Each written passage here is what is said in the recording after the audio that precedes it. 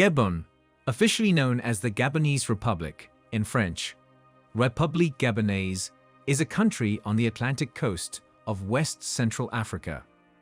It is located on the equator, bordered by Equatorial Guinea to the northwest, Cameroon to the north, the Republic of the Congo to the east and south, and the Gulf of Guinea to the west.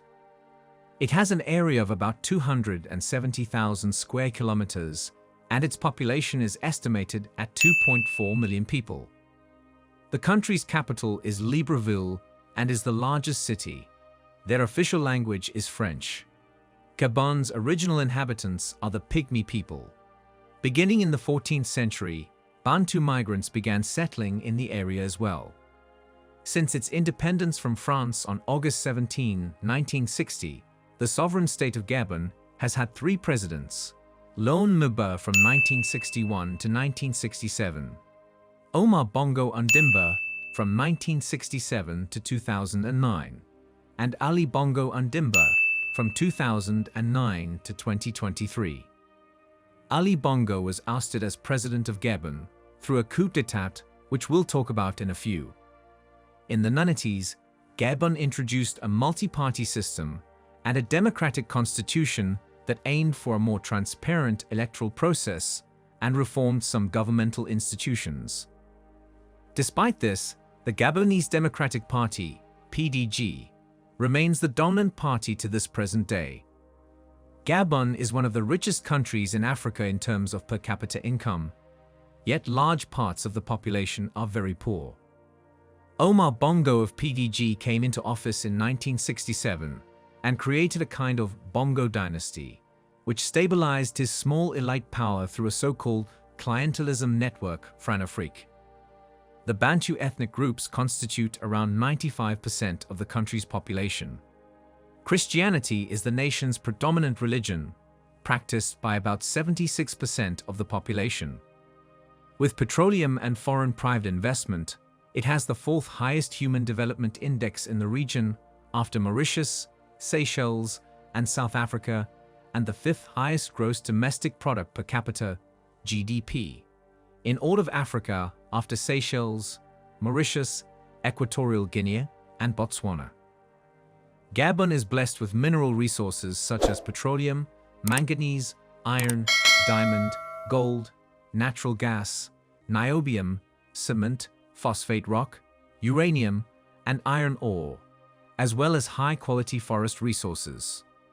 In Gabon, French interests are concentrated in the mining sector, with over 81 French companies in Africa. Eramet remains one of the most strategic minerals that Gabon mines, processes, and export manganese, one of the 23 raw materials identified by the European Commission. Apparently, France gains a lot from Gabon. French explorer Pierre Sévaudemont de Brasseur led his first mission to the Gabon-Congo area in 1875. He founded the town of Franceville and was later the colonial governor. Some Bantu groups lived in the area when France officially occupied it in 1885. In 1910, Gabon became a territory of French Equatorial Africa, a federation that survived until 1958. In World War II, the Allies invaded Gabon to overthrow the pro-Vichy France, the French rump state, headed by Marshal Philippe Pétain during World War II. It was named after its seat of government, the city of Vichy, colonial administration. On 28 November 1958, Gabon became an autonomous republic within the French community, and on 17 August 1960, it became fully independent. The first president of Gabon, elected in 1961, was Laurent Gbagbo, with Omar Bongo Ondimba as his vice president. After Ondimba acceded to power, the press was suppressed, political demonstrations suppressed, freedom of expression curtailed, other political parties gradually excluded from power, and the constitution changed along French lines to vest power in the presidency, a post that Ondimba assumed himself. When Gbagbo dissolved the National Assembly in January 1964 to institute one-party rule, an army coup sought to oust him from power and restore parliamentary democracy. French paratroopers flew in within 24 hours to restore Léon Gbagbo to power.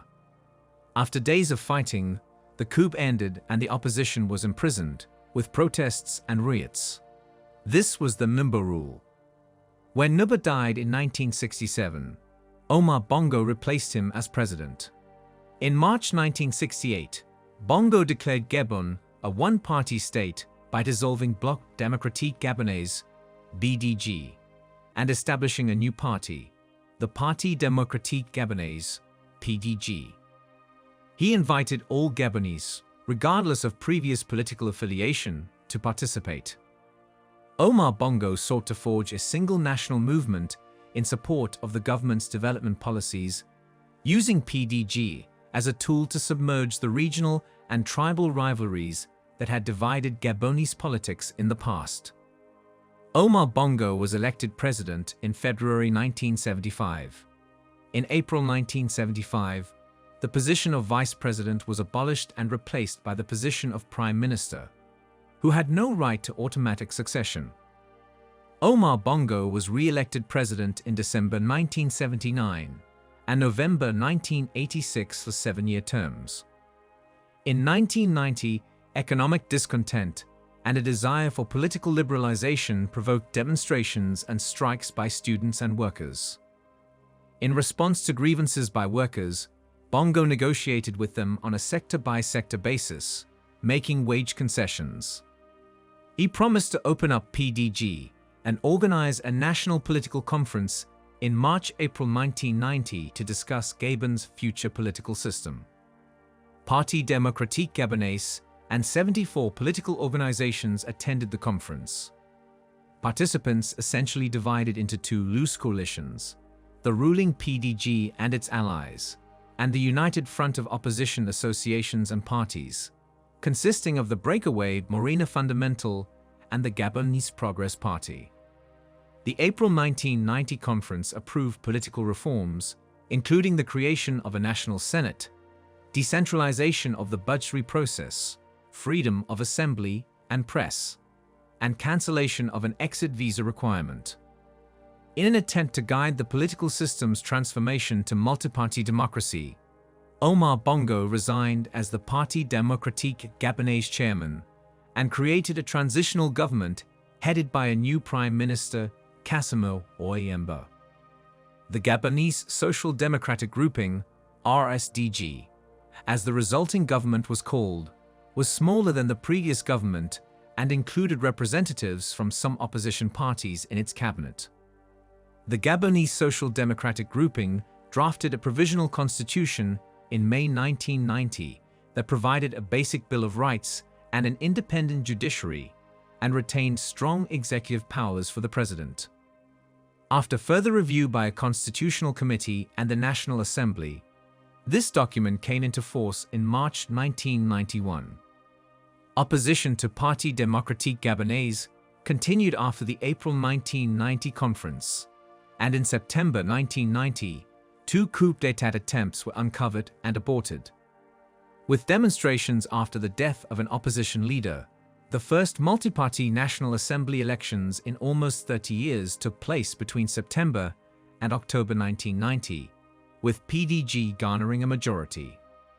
Following President Omar Bongo's re-election in December 1993 with 51% of the vote, opposition candidates refused to validate the election results. Civil disturbances and violent repression led to an agreement between the government and opposition factions to work toward a political settlement. These talks led to the Paris Accords in November 1994, under which some opposition figures were included in a government of national unity. This arrangement broke down, and the 1996 and 1997 legislative and municipal elections provided the background for renewed partisan politics. PDG won in the legislative election, and some cities, including Libreville, elected opposition mayors during the 1997 local election. Facing a divided opposition, President Omar Bongo coasted to re-election in December 1998. While some of Bongo's opponents rejected the outcome as fraudulent, some international observers characterized the results as representative despite many perceived irregularities. Legislative elections held in 2001 to 2002 were boycotted by several smaller opposition parties and were criticized for their administrative weaknesses. In November 2005, President Omar Bongo was elected for his sixth term. He won re-election, and opponents claimed that the balloting process was marred by irregularities. There were some instances of violence following the announcement of his win. National Assembly elections were held in December 2006. Some seats contested because of voting irregularities were overturned by the Constitutional Court, and the subsequent runoff elections in 2007 yielded a PDG-controlled National Assembly. On 8 June 2009, President Omar Bongo died of cardiac arrest at a Spanish hospital in Barcelona. By the amended constitution, Rose Francine Rogombe, the President of the Senate, became interim president on June 10, 2009. The first contested elections in Gabon's history that did not include Omar Bongo as a candidate were held on August 30, 2009, with 18 candidates for president. The lead-up to the elections saw some isolated protests. Omar Bongo's son, ruling party leader Ali Bongo, was officially declared the winner after a 3-week review by the Constitutional Court. His inauguration took place on October 16, 2009. The court's review had been prompted by claims of fraud by some opposition candidates, with the initial announcement of election results sparking violent protests in Port-Gentil. The citizens of Port-Gentil took to the streets, and some shops and residences were burned, including the French consulate and a local prison. Officially, 4 deaths were recorded during the riots. Gendarmes and the military were deployed to Port-Gentil to support the beleaguered police, and a curfew was in effect for more than 3 months. A partial legislative by-election was held in June 2010. A coalition of parties, the Union Nationale (UN), participated for the first time. UN is composed mostly of PDG defectors who left the party after Omar Bongo's death. Of the 5 contested seats, PDG won 3 and the UN won 2. Both sides claimed victory. In January 2019, there was an attempted coup d'état led by soldiers against President Ali Bongo. The coup was an ultimate failure. In June 2021, Gabon became the first country to receive payments for reduced emissions from deforestation and forest degradation. In June 2022, Gabon and Togo joined the Commonwealth of Nations. Ali Bongo Ondimba, son of Omar Bongo Ondimba, born Alain Bernard Bongo Alain Bernard, changed his name to Ali when he and his father converted to Islam in 1973, and in 2003, they both adopted the Obamba patronymic, Ondimba, in memory of Omar's father, Basile Ondimba. During his father's presidency, he was Minister of Foreign Affairs from 1989 to 1991, represented Bongoville as a deputy in the National Assembly from 1991 to 1999, and was the Minister of Defense from 1999 to 2009. After his father's death, he won the 2009 Gabonese presidential election. On 17 August 2015, Bongo announced that he planned to donate everything he inherited from his father to the young people of Gabon, in the form of a foundation for the youth and education. Explaining his decision, he said that we are all heirs of Omar Bongo Ondimba, and that no Gabonese must be left by the side of the road. Gabon's economy continues to be based on a rent strategy, being entirely devoted to the production and export of natural resources. Many difficulties persist in addition. Unemployment rate of around 30% of the active population in 2016, expeditious arrests during student or union demonstrations, numerous since January 2016, deterioration of access to healthcare, deficiency of public services, and recurrent electricity cuts. More than half of the population is below the poverty line. He was re-elected in 2016, in elections marred by numerous irregularities, arrests, human rights violations, and post-election protests and violence. On January 7, 2019, soldiers in Gabon launched a coup d'état attempt. The coup attempt failed, and the government successfully reasserted control. In early January 2020, the Senate and National Assembly passed a constitutional reform that would allow the president to appoint one-third of senators in place of elections, among other changes. In October 2021, Bongo was named in the Pandora Papers leak. About 1 month before the elections, which were scheduled to be held on August 26, the Gabonese Center for Elections announced a last-minute change to the ballot system that requires voters to support a parliamentary candidate from the same party as their preferred presidential candidate. The leading opposition candidate, Albert Ondo Osa, is an independent, thereby making it impossible for Gabonese voters to simultaneously vote for him and a parliamentary representative of the multi-party Alternance 2023 opposition coalition, which chose Osa as their joint candidate. Foreign media outlets and independent observers were reportedly prevented from entering Gabon on the day of the election. Delays were reported at several polling stations, with people waiting in line for hours before getting the chance to cast their ballots. In the evening after voting took place, the Gabonese government restricted internet access and media broadcasts from French news outlets, and a curfew was imposed. 2 hours before the polls closed, Ondo Osa denounced fraud orchestrated by the Bongo camp. He had already claimed victory and urged Bongo to facilitate a peaceful transfer of power based on his purported vote count. The official election results were announced in the middle of the night on state television without prior notice. The country was placed under curfew and internet access was cut off throughout the nation. Measures were implemented by the government to prevent the spread of false news and, of course, potential violence. In the early morning of 30 August, Bongo's re-election was declared by the Gabonese Electoral Commission with 64.27% of the vote.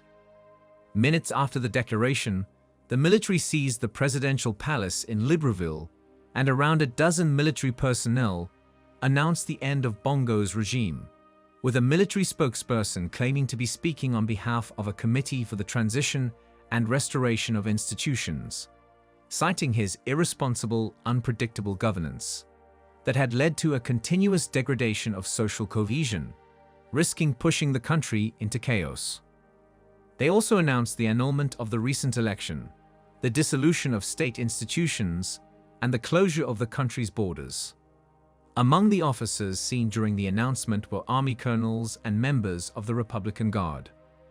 The junta later announced the arrest and home detention of Bongo and his eldest son and advisor Noureddin Bongo Valentin, adding that the two were with family and doctors. Also arrested by the junta were several of Bongo's presidential aides. The junta said that they were facing charges that included treason, embezzlement, corruption, falsifying the president's signature, and drug trafficking. Despite his detention, Bongo released a video on social media in which he appeared distressed while pleading for help in English, calling on his friends and supporters both in Gabon and around the world to raise their voice and make noise in response to the coup. On 31 August 2023, army officers who seized power, ending the Bongo family's 55-year hold on power, named General Brice Oligui Nguema as the country's transitional leader. Ali Bongo's wife, Sylvia Bongo, lawyers have filed a complaint before the French court, mainly targeting the crimes of enforced disappearance and kidnapping by public officials. The French nationality of Sylvia Bongo gives jurisdiction to French justice for a possible investigation into these facts. This procedure could lead to the issuance of an international arrest warrant against the perpetrators of these acts, who incur life imprisonment. Given that France gains a lot from Gabon, especially with Ali Bongo as president, it's no doubt France will do everything possible to save Ali Bongo and his family from the present coup. Our comment section is open for discussion and personal opinions. Don't forget to like, subscribe, and hit the notification button for more updates.